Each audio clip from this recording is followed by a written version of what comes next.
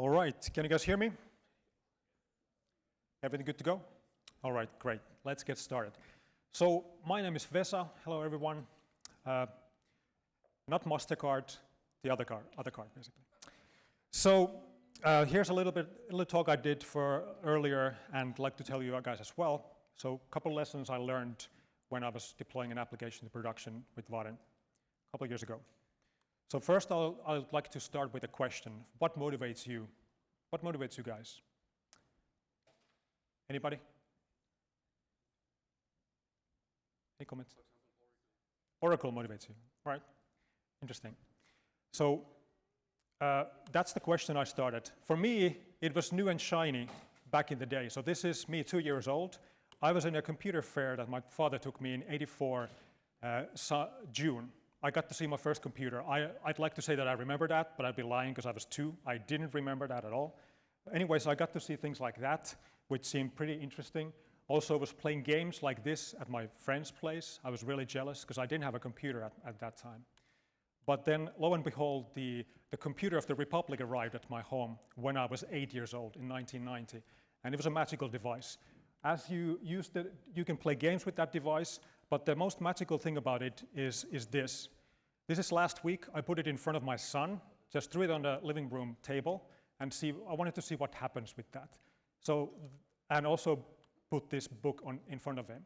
So this is my first programming tutorial, basic tutorial, and he was basically angry when I took the device away from him. Like, it's evening already, we have to put it away. He wanted to keep working at it. And he barely knows how to program, but he wanted to start learning that, asking questions. So what can I do with this device? I didn't even have any games for it at that time when I hooked it up last week for him. So there's something amazing about that device that gets you kind of going, of starting to tinker. I call myself the application tinkerer. So I kind of like to learn things and what I can use them for. That was kind of very interesting to me. So I'm just going to skip through a couple of things. So everybody here has similar experiences as me, like with games and everything, like playing a couple of games with friends. Special thing about those 2 games was you could stick like a null modem between them, connect 2 computers together, and play Doom or Warcraft to the end of days, basically.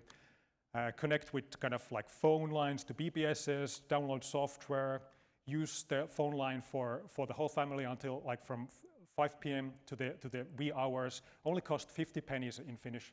And when you have marks in Finland, not before Euro times. So that was an amazing time. But then I saw this guy. My cousin came to my house and brought a couple of floppy disks. And this is 3D Studio version 2, not even Max. He brought this and he was making stuff with that. It was just amazing to me that I felt like I need to learn this later. I learned it like decades later, but it was so amazing to me that kept me going, really motivating for me. Kind of the new and shiny thing and something I could maybe tinker with. So moving ahead, this is, I believe, 8 years ago. I got a project to build my house. My wife asked me if we could do something like this. Oh no, it's way too expensive. But then we went on anyways and decided to do that. So that's me using Oculus Rift DK2 back in 2015, designing my house. It's an application built with Unity. I modeled everything in Blender, everything to the fine teethers because I was scared. Motivation back then was I was scared. I don't want to make mistakes because making mistakes at the time when you're actually building stuff, it's going to get really, really costly. So that's when I did things like that. And what motivates me as well is to do this thing, what babies do or toddlers do. Well, look what I can do. I shared my photos of my house online on Facebook, and just to ask comments like, what's wrong with this? What would you change? Is the table okay in this location? Should it be somewhere else? How about the kitchen? Everything, how does that work? Because nothing was built yet. So I got feedback, and I went down this rabbit hole of then kind of moving forward and in the end building stuff like this. So this is not a house, my house, there's somebody else's. My friend asked me to make a house for him, which I did for free. Then his housing company wanted me to make images for them for the website back in 2015. I did them.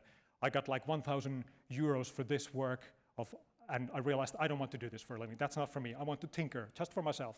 I don't care about making models or anything like that. But anyways, I was employed at a company, I think 2014, new project at that time was Delphi 7. So I realized, okay, maybe it's time to change the place. So arrived in 2016 at Vaadin, been happy here ever since. This is my second day at the workplace, and this is in the evening, what it looked like. So I was building my house. I had two jobs, 7.5 hours at Vaadin, and then in the evenings I was assembling my IKEA kitchen cabinets for another 8 hours. And the first cabinet that I actually assembled, I did it wrong, mirrored way, so I had to actually disassemble it. I used like 7 hours on that myself. But anyways, I learned, lessons learned. All right, so one other cabinet that arrived in my house at that time is this. Do you know what this is? Anybody, any guesses? Yeah, it's a heat pump. The cool thing, it's called exhaust air heat pump. In Finnish, we call it poistoilmalämpöpumppu. Rolls just on the tip of your tongue. But the cool thing is that with that device, you can actually get the data of the device and look at it. There's so much data you can get out of that device. And that got me interested, like, okay, what can I actually do with that? So 2016 Q3, we got objectives and key results. Anybody know OKRs? Anybody heard that? Okay, a couple people.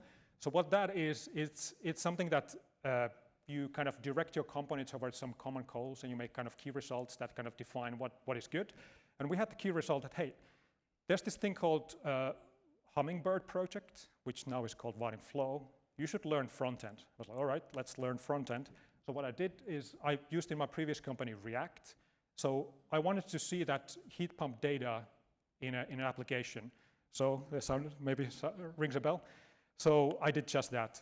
And with that, I actually had to physically go with a USB stick it to the device. That's my kind of like MVP project. So minimum viable product for this thing is to just attach a USB stick, collect data for a week, then take it to my Vaadin application and see what it looks like. So that's what I did. And that's when I fell in love with Vaadin charts. Oh my God, the data is so beautiful. Like putting stuff on the screen is so amazing for some reason. I don't know why. And that's also my first foray into IoT, just learning things. I was afraid, again, that device is going to cost me a lot of money because I was calculating everything basically, and I just wanted to learn more about these things. Another thing I wrote back in my notes is in 2016 that I should look at this Nord Pool price data. There's maybe something interesting about that. In Finland, we have an electricity market where the prices change every hour. Maybe in Germany as well. Is it similar Nord Pool thing that you have? Anything like that? Nobody knows. So next year it's going to be every 15 minutes that the prices change. Anyways, that's what I wrote down for myself. So something very interesting about IoT is that you can connect things together and see what comes out. And that's kind of like Lego pieces and putting everything together. Building stuff with the cloud, on the cloud, and kind of shared with the world. It was really amazing. Felt like this kind of, same as Josh was saying, kind of a drunken wizard, space wizard with power, something like that, right? That's what he said. So in 2022, something interesting happened. Everybody knows what happened. Electricity prices in Finland went 10x. The gas prices I hear in Germany went also 10x, so kind of energy crisis happened. So what I did, as many others, I got solar panels, and of course I want to visualize the data with Vaadin Flow. So I started to build this application for myself with Vaadin Flow, just making a couple of like divs and make them colored. But I hadn't heard about Home Assistant before. Anybody hear about Home Assistant? Couple guys. So it's kind of like AVM and Fritzbox that I learned earlier this week that you have in Germany. A lot of people connect devices there and collect data automatically. So this is what a Home Assistant looks like. If you haven't used it, you should check it out because it's totally awesome. You can monitor everything in your house. Okay, that was a side note. So I got back to the thing that I had mentioned earlier from 2016, that I should just like put some data on the screen just to see what this Nord Pool price data looks like, because the prices were 10x in Finland. I want to understand more about this. I was scared again. That's the motivation. I built an application that looks like that. So there's a single chart that shows the price data. There's like hundreds of these sites. I just wanted to do it for myself, my own benefit. I deployed it on Heroku because Heroku at that time was free. There was no costs. They kind of that was kind of real nice to get started.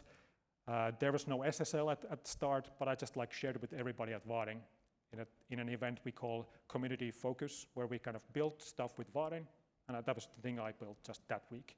I continued the next week. I added FinGrid production and consumption data FinGrid is a company in Finland that monitors the electricity consumption and production to see everything's in balance. That data is open. You can see that data for all across Finland. It's updated every 3 minutes, so you could see that live data. I just want to see like if there's any correlation between kind of wind production and the electricity prices, and turns out there's actual just inverse correlation. It was clear. So I continued with that. Then Sami Ekblad mentioned that, hey, that looks interesting. How about you just share it in the right place where people might be interested about that? I had not tested it at all, but of course I followed Sami's advice, what could go wrong. And if you know Finnish, that comment there, as I shared it in Facebook in a market electricity group, the first comment was, hey, it's down. So what happened there is that I got out of memory exceptions. I did not optimize it anyway. I didn't look at how I had made the application, because I built it for myself. And I felt like this. So it's fine. What could go wrong? It was a Friday, so what I did during the weekend was this. I was looking at Visual VM and seeing where the data went. But the problem was here. Here's my FinGrid service that gets the data. It's all the data in Finland updated every 3 minutes for multiple parameters like wind production, solar production, consumption overall, water production, stuff like that. So there was like a lot of data, 6.8 megs of data, 15,000 rows per series, 10 series at least.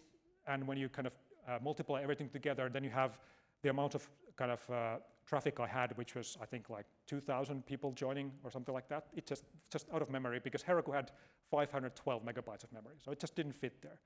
So what was the solution? I kept every 20th item. Just like, okay, let's just take every 20th. And I was happy with that because it worked. And basically that was one of the problems that I fixed on live production. Another thing that I did, because I like to use charts, charts have this thing called data series, which is the data that you put in the chart that you visualize. So what's wrong with this? Any guesses? This is CS 101 stuff. I'm sure you won't get it because it's kind of self-explanatory. People do it correctly already, I would imagine.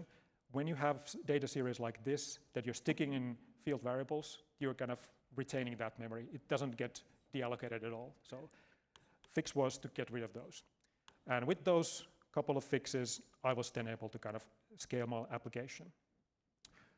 And I didn't almost have ever since any kind of issues with that, even though I had lots of data, lots of users, concurrent users.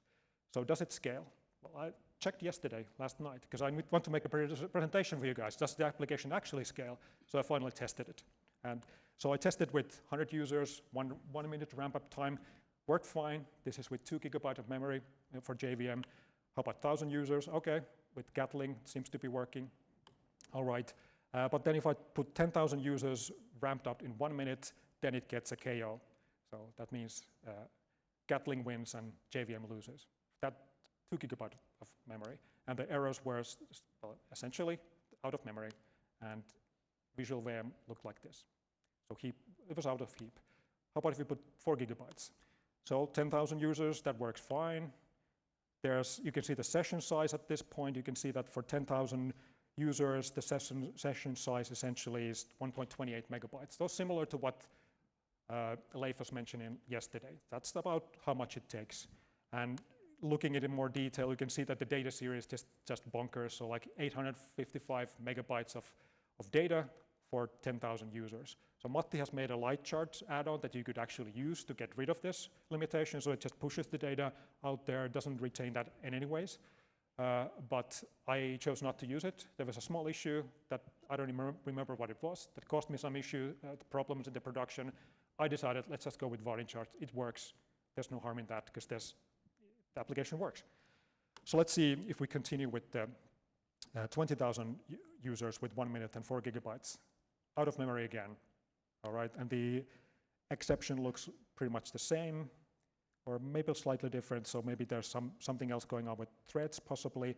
How about 8 GB? With that, we can get to 20,000 users concurrent in 1 minute, and we're at this point. So that, granted, I'm using my M3 Mac, which is quite beefy, and the CPU was quite high. So maybe on a proper server, it would not scale this well. But that's the kind of answer. So if you take 10,000 users in an hour and you have 4 gigabytes of memory, you could basically host an application for 240,000 different users on a given day. And with 8 gigabytes of memory, you could do basically, with 20,000 users in an hour, 480,000, almost like 500,000 a day. So it's not an issue, because I don't think that many people are going to use my application. Back to the application. This is what it looked like. I was kind of sharing information to the guys in Vaadin, what it looked like internally as I was like sharing the application online. I was using Google Analytics for a couple of months, decided then to not use that because I want to make my application more kind of GDPR compliant, so kind of going with Cloudflare instead for statistics because it's anonymous. So anyways, it was blowing up and Heroku was screaming bloody murder all the time. So but it was still working, even though the statistics looked like this. So going from 0 to 15K in 30 days looks like, and 7-day active users around 5K. And this is basically what Heroku looked like almost to the end as I used it. I think I used Heroku for 6 months, but it didn't have any issues, even though it was kind of always kind of going above what was reserved for me in the application memory. So it was fine, even though I was using the lowest tier, the free version. This is what the app data looks like in early this year. So we had, in January, I think we had like a huge peak of like 11,000 users in one day when the kind of crazy 235 cents per kilowatt hour was the price at that point in time. But that's that basically. So my advice, don't do stupid stuff like me. If you make an application for yourself, don't share it online and let it blow up. Or you might actually keep it simple, stupid, don't do premature optimization, build just when you need it, what I call JIT building, just when you need it building. And when people say don't do this in production, I say no to that, just do it in production, because it's more fun. You learn a lot of stuff. As I was sharing this application to people at Vaadin, they were giving me tips.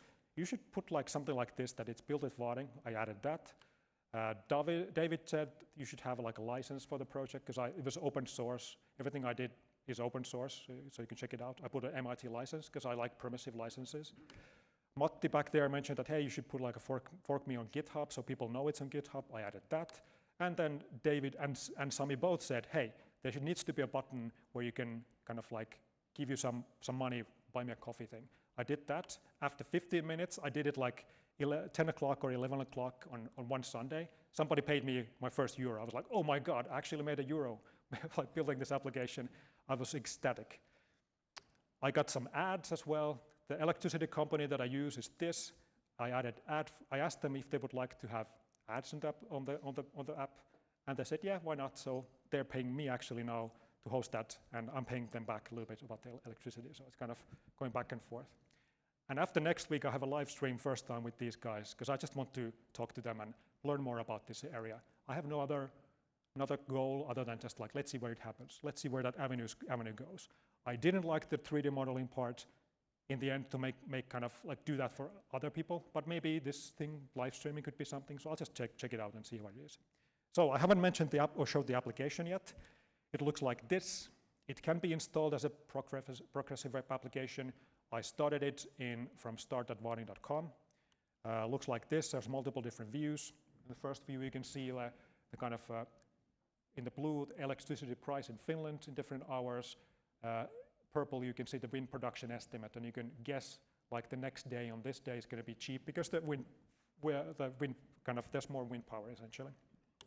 Lots of different views. Maybe you don't care about those. This view my cousin asked to do, so we can see like what times during a day prices for a given kind of time span is the cheapest. So I did that for him. Here's the calculator people use to kind of calculate their costs, because you would be surprised how bad the kind of service is in Finland for some of the companies of kind of monitor your actual cost and consumption data. So I built a calculator for that using one MapReduce function. So I could actually parallelize that function, which I haven't done. Just like changing that method call to something else, I could actually do it a lot more performant, but there's no need, so I haven't done it. Lots different stuff regarding those views. So which database am I using? Any guesses? No guesses? I don't use any database. I don't need it. I use files. It works at the moment. Matti did ask and add Postgres here because he wanted to add this kind of notification system, so you can subscribe to see like if the price changes to something. He built it for himself, and I accept it. So now there's Postgres, but I personally don't use anything because I don't need it. So something interesting happened at this point. I started to feel like ownership of this application because I was kind of getting more traction.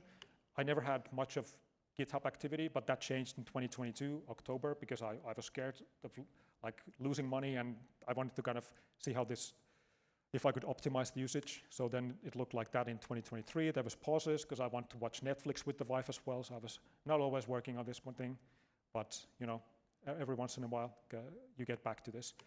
And back to this question that I started off with. What motivates you guys? So there's nothing special about my application. The first view that I did, it's just really, really stupid simple. Anybody could do that essentially.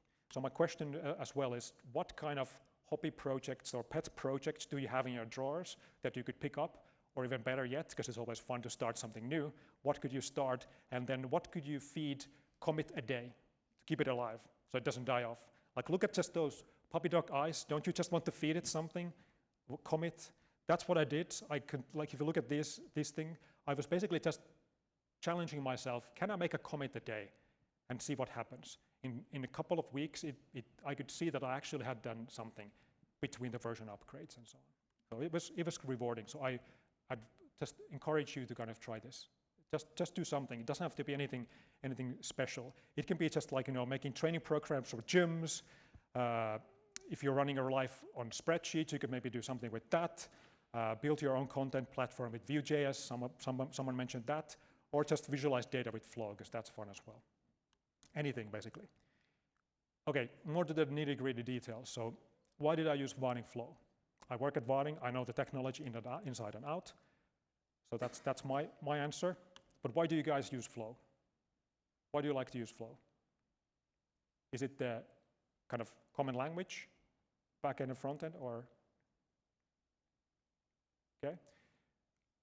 For me, it was proficiency, because I know it is the shared language between the back end and front end, as well as lots of code examples, and the speed of development, which was key for me, because if I'm not moving fast, I equate that to death.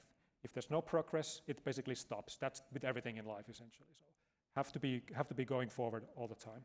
And I'd like to kind of optimize the idea to execution. So the sooner I can get something to the hands of other people or for myself, the better.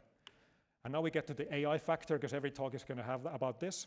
So I just queried last week from ChatGPT 01 preview what it could do if I asked it to create my next application, because I want to learn more about the kind of Euribor rates at the moment. That's my next idea. And it took it like just a couple of seconds. I tested the application. It gave me code like this. There was one compilation error, and I had to change the API, because it had data until 2023, which is obsolete essentially. So I just had to update the API, and I got this. So that's basically the starting point in 1 minute for my next application. So that's just like super boost or turbocharges kind of your productivity to get off from the ground. And now you can move it different ways. So just like speed of development plus essentially, in my opinion. Maybe others have had this thought as well, that it would be nice to put the AI genie back in the bottle, because it's like everything basically changed. It could take your job away or whatever. But since it's out of the bottle, I guess it's just the only thing is to embrace it and start using it and learn what you can do with it. And enter Vaadin Copilot. Most of the things in Vaadin Copilot, as Rolf mentioned yesterday, they are not using LLMs in any way, like copy pasting from Figma, no LLMs, just Arthur's magic. So use that. You can actually make a design in Figma, copy paste it to Flow or Fila, and start using the application like that. So I encourage you to try that. But still, like, we have also AI baked into this, so it kind of turbocharges your productivity in that way. If you're interested in the technical details about the application, it's called Liukuri, which is a slider device you use during wintertime. My wife came up with the name, and I registered the domain right after, one evening in 22. I use Java 21, of course, as Josh said, use the latest and greatest virtual threads. I like to use those as well. Observability kit, which I'll get back to you later. So that's, I think, very crucial as well. Latest Vaadin charts. And then 6 lit element custom templates. Why do I use these guys? The reason is that it allows me to have the whole complex charts API at my fingertips, even type checking to the strings. So here, when I have like type day for a particular item, it still checks that it's a particular like correct one. But on top of that, it allows me to do faster turnaround. Compilation with JRebel is like 3 or 4 seconds to see changes on live, but with TypeScript and lit back then, it was like just 200 milliseconds, so a lot faster to get things done. Also, the Java API for charts was a bit lacking, so I felt this kind of helped me a bit. There's ways you can get around that with kind of limitations of a chart API. You can extend it on Java side, but I felt like when kind of I do stuff with Java first, and then I change to something else if I need to. So it's kind of like popping the hood open, similar to, I know this is quite bad, but I equate it to having like working with the C language and then going to the assembler level. So let's look at the actual elements that are there that the screen is comprised of and put it together. So that's how I view it. It's a silly metaphor, I know, but that's how I think about it myself. Observability Kit. How much do you know about your server if you've never looked at logs? One of my friend of mine, Petri, mentioned, I think 2 years ago, you should put Observability Kit on this thing. I never did until I think early this year, and it's stupid of me. I thought it was going to take a lot of time. It's not. It didn't take. I'll let you know how much time it took in the end. Here's how Observability Kit looks for me. So this is using New Relic. New Relic is a place where you can push all your data, 120 gigabytes per month for free. 120 gigabytes. So I never reached that limit, unless I'm using maybe some kind of verbose logging. I get to see what's happening there, everything with the JVM, the usage of the users, concurrent sessions, everything is there basically. And here's how much it took me. It's 12 lines of added text and just one parameter for my Docker file. That's how much it was. Nothing else, just this. So if you want to give it a spin, here's instructions how to do that. So what I use it for is I look at the kind of patterns of the server. If there's some issues like this one, you can see that there's 5,760 some errors that's happening, and I can pinpoint what's happening to the logs and then make a fix quite easily. So just start using Observability Kit. Something like this, I guess, will be baked into the control center at some point. So there's a bit of overhead, but not that much. Also, I advise you to use synthetic monitors, which I have myself. So if the application stops responding, I get a notification on my mobile phone. I checked that it works, but I haven't got any notifications, so I know it's up and running at the moment. And it's free. There's a native mobile app for this as well, so you can basically check the logs anywhere and look at the health of the application anywhere. Vaadin charts. So I'm kind of a heavy-duty user of Vaadin charts myself. There's different flow and kind of front-end APIs that you can check out. Here's some couple of examples. High charts docs is a good place. When Vaadin docs, if you don't find your things from there, you should check high charts docs, and basically just you can apply those almost directly, especially if you use front-end templates. You can just do the similar things with Vaadin charts. You can use CSS styles or Java styles. I go with CSS because I think it's easier that way for me. But you could start off with Java first. Default is Java first, I believe. Yeah, I mentioned the Java API doesn't cover all the cases. You can do some localizations, and also I advise you to use ChatGPT 01 preview. It's really, really good. It just like almost does my work for me, to be honest. I've used these 3 hosting platforms for cloud. First, Heroku, because it was free. More details about this. It's fully managed, of course. You don't need to fiddle with everything. Downside is that the node restarts every 24 hours, usually during nights, so it doesn't matter. The cheapest is now $5 per month, or I think €5 per month, and or might be actually 7 nowadays. And it comes with free SSL certificate as well, so you don't have to fiddle with that at all even. JVM metrics are there for the basic dynos, and there's even Postgres database. And you can see I used it, looks like for 7 months, this application. And the interface looks like this. You can see when you're making deployments, you can configure your application, And for example, the Vaadin offline key, you can enter there in the config vars. Then I didn't choose Hetzner. Hetzner chose me. So this guy, again, Matti Tahvonen at the back, came with this request to me, hey, would you like us to sponsor this? Because I was actually paying for my own pocket for this Heroku when it wasn't free anymore. Matti was like, hey, I'd like to help you out, and Vaadin can sponsor this, so like, would you like to do this? And I would also code a new kind of killer application or killer feature for you with notifications. I said, of course. So I just want to thank Matti a lot and source your local Matti Tahvonen responsibly. Don't wear the guy out, just when people give good things. Hetzner looks like this. Very, very low price for entry, €4.76 per month for that amount of hardware. So this is really, really good. Has load balancer support if you need it, and it's an EU-based company, so that might be good for some people.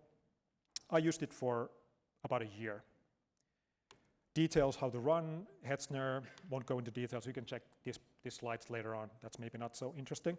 And here's kind of how the prices look with Heroku in Hetzner in more detail. Cool thing about Hetzner is that when I got the sponsorship from my electricity company, PKS, I asked Matti if I could kind of start paying it for myself. I felt really bad of having Vaadin pay and I get money, so I wanted to kind of get away from that as soon as possible.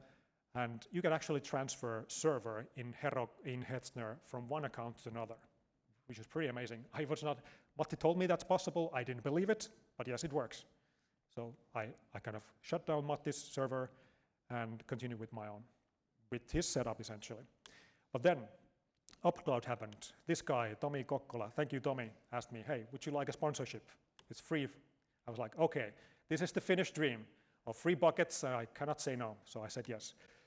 So similar to Hetzner, and the only catch is that I had this small advertisement at the bottom hosted on UpCloud, so as it is now. Really low cost of entry, €3 per month if you don't get sponsorship like myself. So it's really competing with pricing. It supports Kubernetes as well. I tried to get a couple of weeks back Control Center up and running, didn't manage to do that yet. I banged my head against the wall for 8 hours straight. I think it was like 10 o'clock in the evening. We had a hackathon at the office, and I felt like, okay, I need to do this later. And that's what I'll use for my next applications. I want to put it on UpCloud. I want to use Control Center, essentially. Here's some random tips regarding hosting that I picked up over the years. Cloudflare is cool to use for DNS. If you're using GoDaddy, for example, you can throw that away. Just use Cloudflare instead. Just need to move your DNS address there, essentially. And also, you can use Cloudflare as a bodyguard. And Cloudflare as well is free for a particular amount of data and features. And the ones that I need it is free essentially. And it can protect you against DDoS attacks that have huge amount of data coming your way. So that's quite nice. Also, GitHub Pages is fine, kind of nice to use for redirecting domains. I had the original domain name for my application was using my own host name or domain, and I just started to use GitHub Pages to direct for the new one when I got the name Liukuri, FI. Next, I'm going to build more applications. So I have an electric car at home. I always like to optimize the charging time so it costs less, as much as possible. So I'm going to build an application where I just vomited a bunch of fields first on the screen, make an MVP that I would not expect anybody else to use, but I want to finalize this and make it so that it actually tells you when I should charge the car, or better yet, just make it automatic, like from the box, from instantly. I know there's applications like this, but I just want to do it because just for the fun of it. And of course, use more Control Center along the way. So what did I learn? I learned what motivates me, new and shiny, fear, look what I can do, and feedback from people essentially, negative or positive. When it's negative or stuff like, hey, your server doesn't run, I do this, okay, it's going to be like this type of weekend, and I learn a lot of stuff, so I can advise you to do that. But things like this motivate me as well. Here's another guy who built an electricity application using LLMs. It's crunching all the numbers you can find anywhere regarding Finland, and it makes textual predictions of what the price is going to be. So this week on Saturday, looks like the price might be between 2 and 6, according to this model. So I'm not doing stuff like this. And then one of my friends, Juha, mentioned this earlier, that he started a project, I think it was early this year, no, actually end of last year. He just wanted to use kind of, he wanted to study machine learning. He wanted to find a good thing to do. He doesn't play Counter-Strike, but he felt like, I just like to kind of visualize how the players are moving on the 2D map. He did a tool just for himself, released it online for free because he didn't know if there's anybody going to be using that. So, but he made it for himself, and turns out one of the the coaches of top 10 team in the world contacted him, and now he has few hundreds of customers because of that. Just wanted to learn about machine learning and went off that way. And this is also interesting to me.